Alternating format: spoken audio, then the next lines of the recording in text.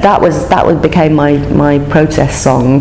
Whenever I was sort of angry and with anything, then I'd go up and put Children of the Revolution on full blast.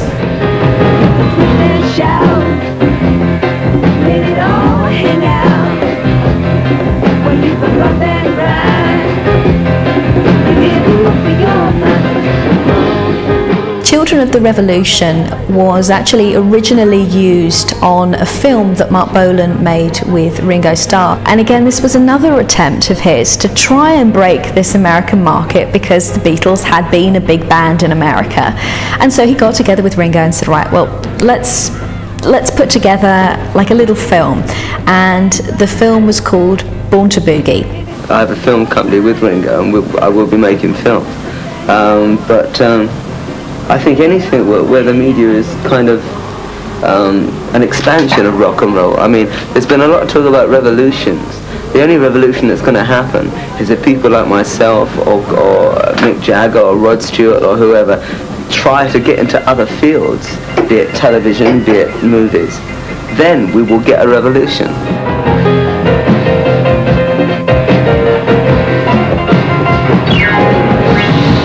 It's what people tend to fall into when they want to move their creative sources to another medium, when I think they should think very carefully about doing that.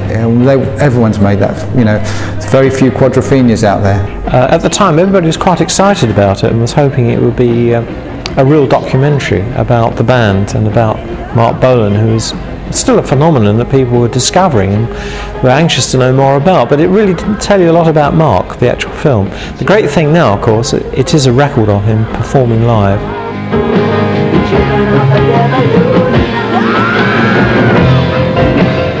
Very enjoyable document of something that went on, of all these girls going completely bonkers. I went to see it. I went to see it with my best mate, Dick Norman, on acid.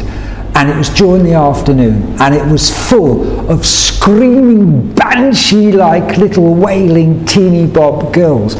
And it was better than being at the gig, except it kept stopping and going into these studio bits, or what were, to me and Dick, hysterically funny comedic bits. The fans just thought it was the best thing since sliced bread.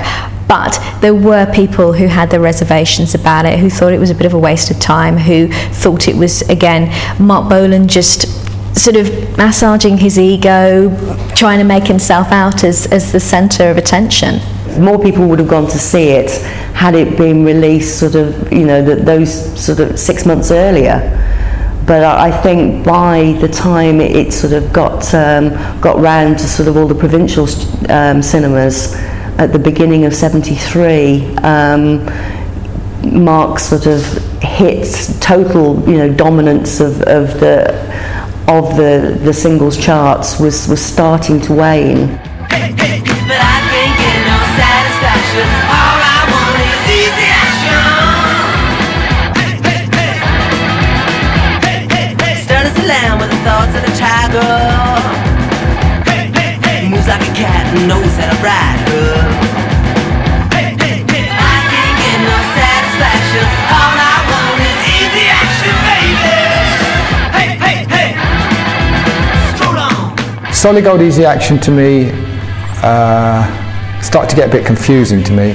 It started to become a little bit cliched. It's sort of like, he was I sort of think he was sort of struggling a bit. I mean, it was still great. It wasn't Solid Gold Easy Action. It was a good rock and roll record, a good kind of record of that genre, but it was not Telegram Sam, or it wasn't Hot Lover, it wasn't Light a White Swan.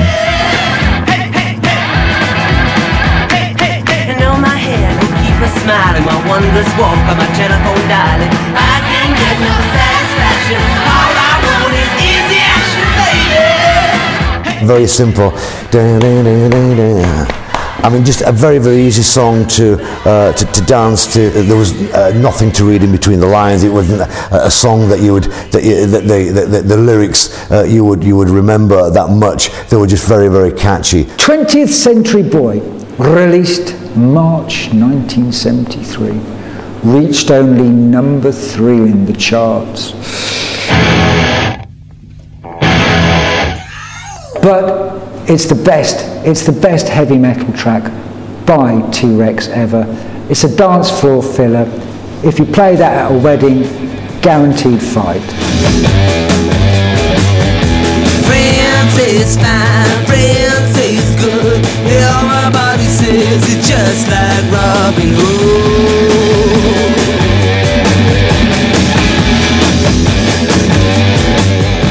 The thing that I love about 20th Century Boy, and you know, lots of bands use the technique again later, and I'm sure on purpose, is that at beginning, before the riff starts, you hear the hiss from the amps.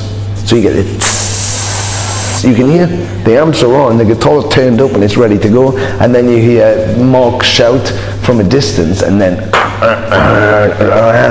man, that's heavy. France is fine, France is good. Everybody says it's just like Robin. Cool guitar riff.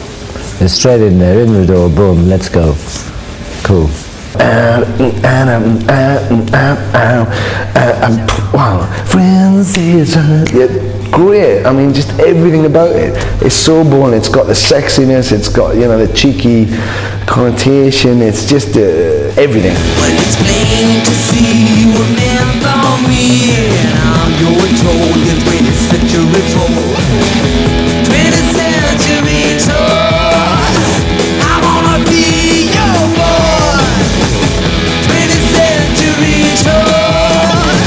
I wanna be your boy. It doesn't quite have that sort of pizzazz that tracks like Hot Love and Get It On had. It doesn't have the sort of the different elements of music. Hot Love was very much, you had a slower part and a faster part and the backing vocals, and there was like 3 distinct sections of the song, whereas 20th Century Boy was just the song on its own. Move like a cat, charge like a ram, sting like a beetle, babe, I wanna be your man. It wasn't a bad record, it just was T-Rex. It's Mark, it's T-Rex, it's 20th Century Boy. Okay. I think Mark's famous for, you know, for 20th Century Boy when he has done a lot better stuff, a lot better songs than that. 20th Century Boy, that's who he was. That's what he was, and you know, that was him shouting from the rooftops.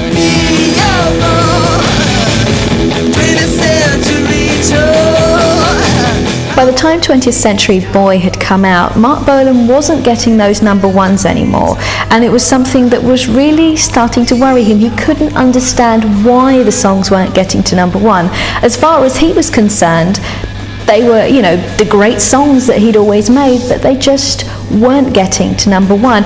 And David Bowie was starting to come out by this stage, and I think in a way, although Bowie and Bolan had been friends, Bowie had opened for Tyrannosaurus Rex in the past, he was starting to steal a little bit of the limelight away from Marc Bolan, and Marc was quite jealous of this.